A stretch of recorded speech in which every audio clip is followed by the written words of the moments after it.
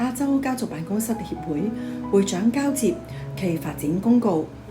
各位親愛嘅會員及業界伙伴，大家好，我係林寶儀，寶儀 Lam。今日我懷着萬分沉重嘅心情，向大家宣布亞洲家族辦公室協會 AFO 前會長羅孟君博士因病不幸辭世。呢個消息令到我哋無比震驚同哀痛。我哋失去嘅唔單止係一位摯友、一位領袖，更係一位先驅者、知識探索者、永遠嘅學習者。佢以16年嘅堅持同埋奉獻，奠定咗亞洲家族辦公室協會嘅基石，為香港及亞洲家族辦公室產業開創新局，並啟發無數人對呢門專業產生熱情同埋好奇。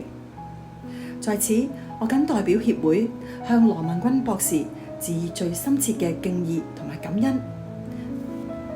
羅會長留低嘅精神同埋價值觀，將引領我哋繼續前行。承先啟後，薪火相傳。由即日起，我將正式接任為亞洲家族辦公室協會會長一職，能肩負呢份責任同埋使命，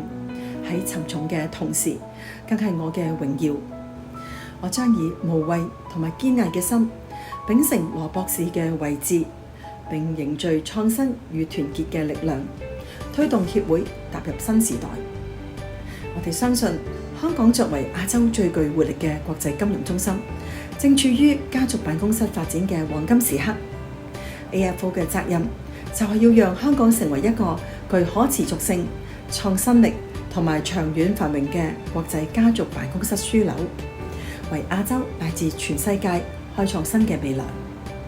4大發展方向，未來數年 AFO 將聚焦以下4個關鍵方向，引領行業嘅發展。第一，深化知識共享與專業標準化；第二，擁抱科技應用與數位轉型；第三，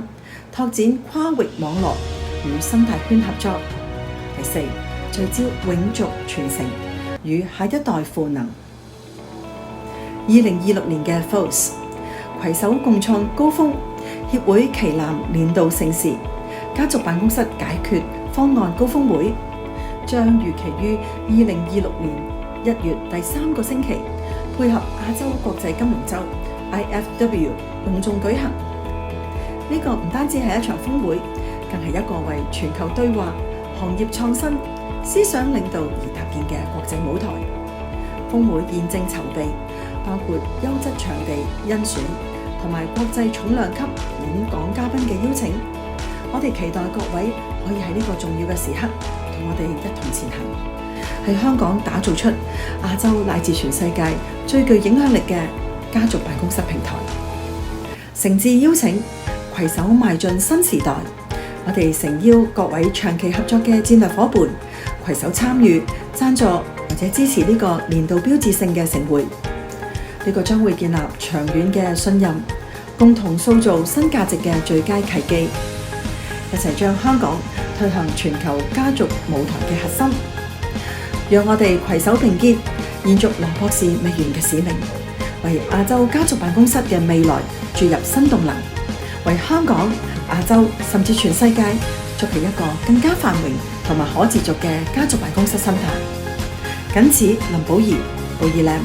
亞洲家族辦公室協會會長。今日嘅亞洲家族辦公室協會會長交接暨發展公告到此為止。如果你對於今日嘅內容有乜嘢想法或者問題，歡迎留言，我哋期待你寶貴嘅意見，並且會及時回覆。感謝各位嘅支持同埋關注，我哋下集再見啦，拜拜。